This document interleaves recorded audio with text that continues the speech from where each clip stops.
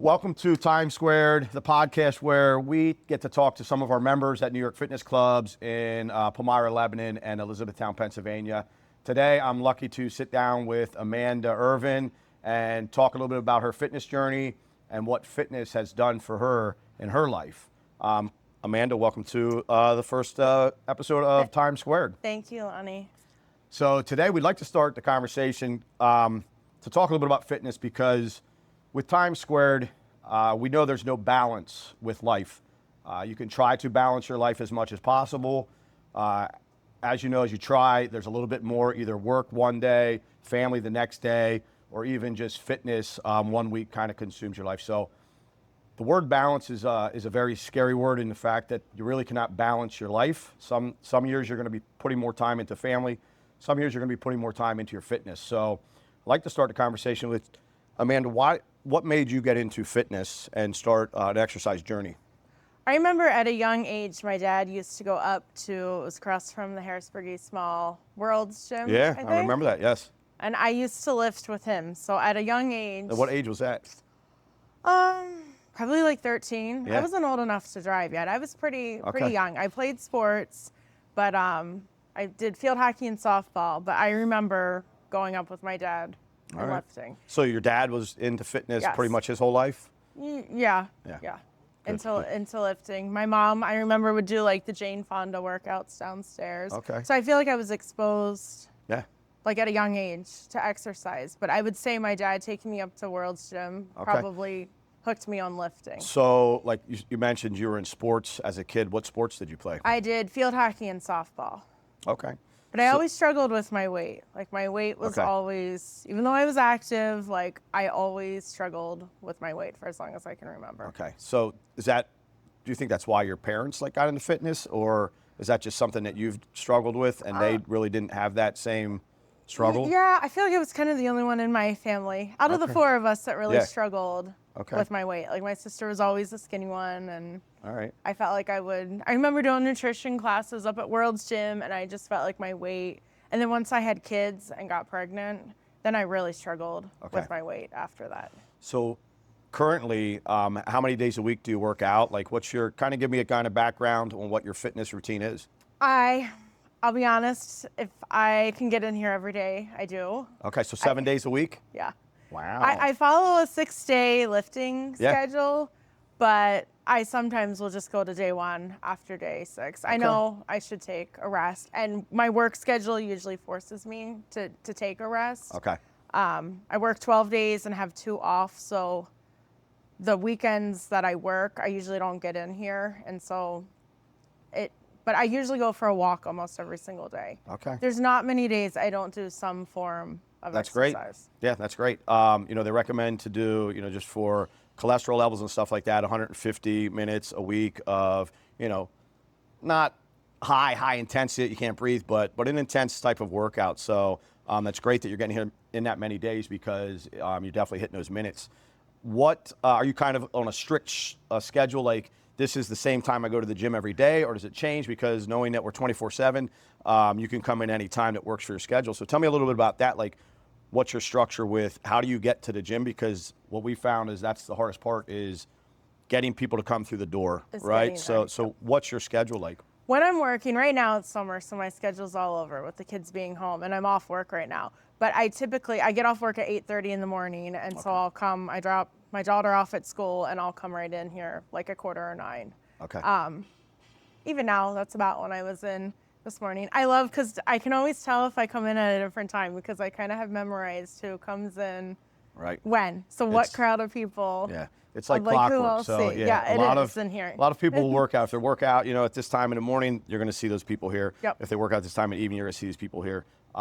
So yeah, I mean, it is nice to meet other people that have different goals, and we're all here to do the same thing. And like I mentioned, the hardest part is getting through the door, right? No matter if you are a dedicated exerciser like yourself, or if you're someone new, it's finding the time to get here. One of the main reasons that we're doing this podcast and why we started this is to try to reach out to people that have something similar to yourself or me or any of our guests on the podcast, and know that there is people inside our doors that are just like you, that have the same struggles, have the same goals, and have the same fears of walking into the gym the first time, right? So you had mentioned that you went to the gym with your dad when you were younger. You probably didn't think about it too much. Tell me a little bit, when you started coming to New York Fitness, how did that feel? Like just to come through the door, were you nervous, or give me a little bit of information on that? Well, I belonged to another gym that closed down. I started here like it was during COVID. Okay. And my gym that was like my home in Hershey closed. And I remember like crying the last time I worked out in there. It had a very similar feel to, I felt like it was family, and I was like, Yep. oh my gosh, I'm not, like, where am I gonna find Right. someplace like this? So I remember calling down to you guys and coming in and getting a membership, and it feels the same. Like, I've Same. made so many friends. You're comfortable. Yes. It And you has a can- bad side because I talk to everyone. Right, in right. So here. yeah, it's Like, hard to get you know that. your Yeah. stuff done. Yeah. And I you have want to little enjoy. stories. Yeah, part of the, Yeah. and the biggest thing in the industry when COVID hit us, it was like, oh my gosh, gyms are all going to close. Everybody's going to work out at home. And what we found was the exact opposite. We are built to socialize and to be around people and to be motivated by others, whether it's verbally talking to somebody and they're giving you that cheerleader experience, or just being in a room that everybody's getting it done and you're like, man, I don't feel like being here today, but that person over there is getting it done and I need to get it done. So you get more motivation by being in a club where everybody's here to exercise. Maybe not the same goals, but they're all here to live a healthier life, take better care of themselves, maybe relieve some stress and depression. But what do you see as your biggest, what's your biggest positive about your exercise? Like, I feel like I struggle with anxiety, and I feel like when I come in the doors here, or even just walking outside, it's like my time. I can forget about, or I try to forget about everything else. Yeah. And it's like when I'm lifting, I'm not worried about everything else. Right. Like, it's just kind of Yep. like the world pauses for a moment. Leave everything outside Yeah. those doors. You get to come in Yes. here, and kind of to touch base on that, the reasons that we're set up how we are, that we don't have daycares, we don't have all the extra bells and whistles, we're just really a true fitness club, is because as much as we love our kids, how many kids do you have? 2. 2 kids. I have 2 kids. As much as we love our kids, when you bring them to the gym and put them in a daycare, or if they're here, you have to worry about, are they behaving? What Yep. are they doing? You have to kind of worry about them. So by you coming to the gym by yourself and leaving everything at the door and just focusing 100% on you, that's where you can relieve that stress, depression, everything else, and make yourself feel good. So it is medicine. It makes you feel better. It is. My doctor one time had tried putting me on, anxiety meds, and I feel like exercise has saved. It's like Right. my mental health too. I know I'm working out physically, but it's also for my Yeah. mental health. Oh my I gosh, work yeah. with kids, and so this is like the one place I can come, and people still call my name in here, but that I don't hear my name 100 times in a day, and I can just focus on, it's like my adult time, I guess. Yeah. No, I 100%, I understand exactly where you're coming from. So obviously fitness, I always put this as it's a part-time job. You get to come in here, you get it done, whether you're here for a 30-minute, 60-minute or more. You get to check in, check out, and you cross it off your box for the day. You got it done. One of the other things that everybody struggles with, including, I don't care who you are, you could be someone that's in the best shape of your life, food is the danger zone, right? So food is, I always refer to this as your full-time job. So even if you're working with a personal trainer, they're not coming home with you. They're not going through your cupboards. They're not making you dinner. This is something that you have to put on your own shoulders and figure out, how do I balance my exercise along with feeding my body properly with the good nutrition and not going off the deep end into just fast food every night.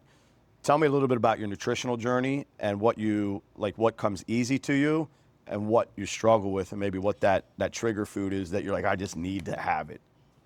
Nutrition has definitely been even back when I would work out, when I was younger, nutrition has always been my biggest downfall. I would put in the time in the gym, but then I would think I earned. Right. I was very guilty of that. Right. I earned. A cheat day. I earned this. Yeah. Chinese is probably one of my biggest weaknesses. I love Chinese food. My kids love it. And I remember even at a young age up at World's Gym, there was Marco Polo Yep. Chinese restaurant. And Yep. I remember we would stop there and I would get rice and whatever on the way, probably canceling out everything, Right. if not more than what I had just burned. So it wasn't really even until I started to have health issues about 2 years ago. Like I'd lost weight, and then COVID hit, and then I started here, and I started 75 hard, and I lost again. My journey is like very up and down. 75 hard gave me like the mental toughness I needed. But then about 2 years ago, I started putting weight on, and I hadn't really changed too much. I was like tracking macros, and but I had a food sensitivity test done, and I went to a more functional doctor who did a ton of blood work, and like my hormones were all off, my thyroid, like I was getting close to having like a full-blown autoimmune issue. Wow. So she was like, you really need to cut dairy and gluten out. And I remember sitting in the car crying because those were your loves. That was your, oh my gosh, I can't live without them. Yes. I actually went to Chick-fil-A right after the doctor's appointment and got, I used to love their like fruit, their yogurt parfait. I was like, we have one more thing of dairy, but like cheese, it's always, so I did. I cut them out. I was able to get, like, my body was so inflamed, you know, even though I was still coming, I was doing the same thing. Yeah, I said, this is your part-time job. That's your full-time job. Yes. And even like the past month, I've been off work and we were away, and I've been eating and drinking some stuff, and I can feel as soon as I start, I hate it because I feel like I can't ever have any cheat time, but my body does best, like steak is, my body loves steak. I eat steak a lot. Mine too. Like that's what I had when I left working out here. What's your go-to cut of steak? Like New York strip. Yeah. Next door, the grocery outlet has. Yeah. They have a couple different kinds, but my wife gets them all the time. They have the organic one over there. Yes, you get like 2 for $20, and they're huge. And you can't beat it. You can't beat it. Yeah. So shout out to grocery outlet. Yes. Leisure. Yes. So on the nutritional side, like, does the whole, like, your kids will eat healthy with you when you're doing that? Like, is there any type of accountability there? Like, hey, this is the type of dinner we're going to make, and the kids are like, yeah, cool, Mom. Or they're like, I want pizza and this and that. Yeah, it's funny. My 16-year-old son, I have to, like, beg to eat. Like, he's not. Like, at all? Like, he doesn't want to eat? Yeah, like, he's not a typical boy, hungry. Like, teenage boy. We joke with him, like, at midnight, he'll have, like, a second dinner. He'll wait until, like, 1 o'clock to eat anything. I'm like, Jaden, you have to eat. Is he just that active? Like, he's on the go? He just. Yeah. Yeah. So I can remember as a kid, like, just eat. being outside all the time with my friends and not coming home for lunch or anything like that. You know what I mean? Yeah. During the summer, especially, because you're just out having fun. Yeah. He was on a big kick with, like, grilled chicken. I don't know how many bags of, like, grilled chicken. He would take chicken for lunch, like, in a Yeti thermos. So he goes in waves, but he definitely. Yeah. I'm like, you're probably the only kid eating chicken out of a thermos. Hey, that works. But, you know, like tracking, he was using the First Form app and tracking his macros. So it definitely bleeds over. So what I'm hearing is, like, your father started this. Did, like, obviously probably before your father, there really wasn't a lot of gyms around because we had a different type of lifestyle where everybody was doing hard labor, farming in our area and all that good stuff. So it started with your dad, you know, went over to you and your sister, right? Because your sister is really into it.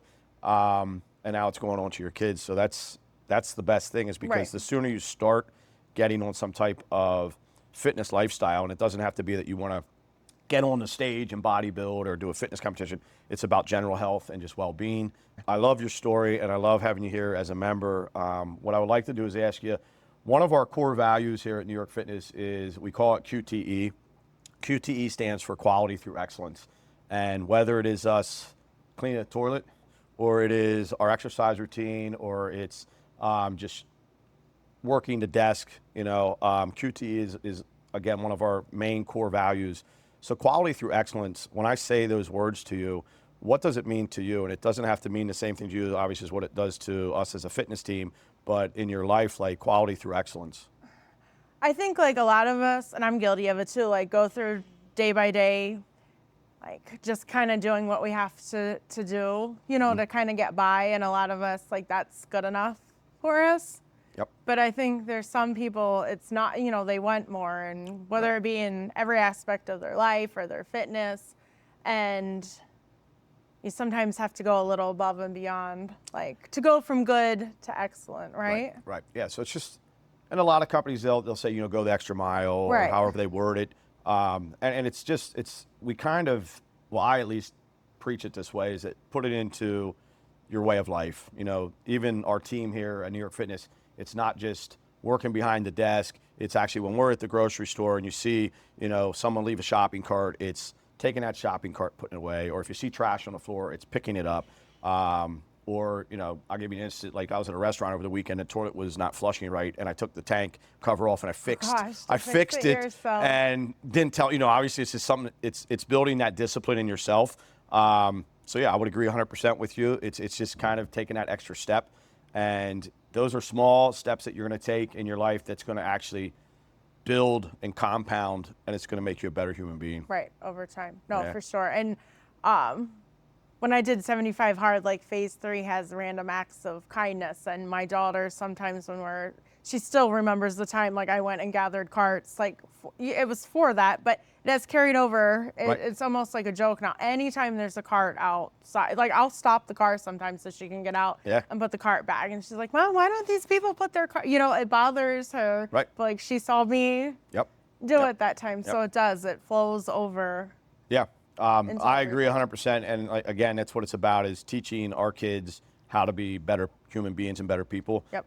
So it's, again, QTE, quality through excellence, is something that we keep in-house, and we try to put it outside our walls, just in our neighborhoods and our communities. Amanda, is there anything else that you'd like to share on your fitness journey that we didn't cover, that you might want to motivate somebody to take action? Because everybody wakes up in the morning, most people wake up in the morning and say, man, I should do something. Man, I should start exercising. I hear it all the time in my life. I tell myself all the time I should start exercising. And a lot of times it's just that fear of coming to a facility, whether it's our facility or another facility, because they're scared to walk in because they think everybody's going to be Arnold Schwarzenegger and everybody's going to look like Barbie. We are not a cult of just fitness people walk around flexing in the mirrors. We're actually a neighborhood gym, and I always tell people that you see at the grocery store are the people you're going to see inside any gym in the world. Yes, there's going to be people there that are in better shape than others, but there's going to be people that are just starting out. What would you say to those people to take action? Give them some advice. The sooner the better. I've been reading a lot of nonfiction books just about metabolic health and women with lifting, and I mean there's just so much research out there that even men too, but should be doing strength training, and the sooner you start. And I can tell you for New York Fitness, no one is going to judge. Everyone in here is super nice, from the young to the old. Yep. That the longer it scares me as I get older, and I've had some close family members have some health scares, and it's not 100% proof, but I mean you definitely, if you're taking care of yourself. Yeah, and there's days that you don't want to do it, right? People think that we're nuts. We want to be here every day, and we want to go through the uncomfortable workouts where maybe you're catching your breath or maybe you're feeling that burn. You don't. There's probably over half the time that you do your exercise routine, you didn't want to do it, correct? Yeah, I will say that I do enjoy. Are you sick? Do you enjoy? You actually enjoy being here every day? The one thing I don't like doing is high intensity cardio. Yeah. And I don't that is something I'm always I should do more of that. I really do enjoy lifting, but no, there are days I'm tired, I don't feel 100%. I don't want to do it, but once you're in here, then I feel like it's... And it's always one of the best feelings in the world when you do the things that you didn't want to do, and you walk out that door and you're like, I'm so glad that I forced myself to go to the gym today and got through this. Yep. And every day's different. You might have, a killer workout one day and maybe not the best workout the next day, but it's compound interest where you're at the gym, you're putting in the minutes, and over your lifetime, it's going to be making you healthier, making you live longer. Yeah. It doesn't have to be the best workout every single Just day. get in and move. Yeah. Get in and move your body. It's where I was just talking to a member this morning, the discipline over the motivation. You're not going to feel like doing it every day, but once you have that discipline built, you just get up and you do it. Yeah, you just got to get started, and like you said, discipline. So, we're going to wrap it up here at Times Squared Podcast Studio. Again, I thank you, Amanda, for coming on. Thank you. So hopefully we helped you guys. If there's any doubt that you want to walk through a fitness facility front door, no matter where it is, stop in. If you're a local resident, most gyms and fitness centers will do a trial membership if you're local. So stop out to your local gym or fitness center.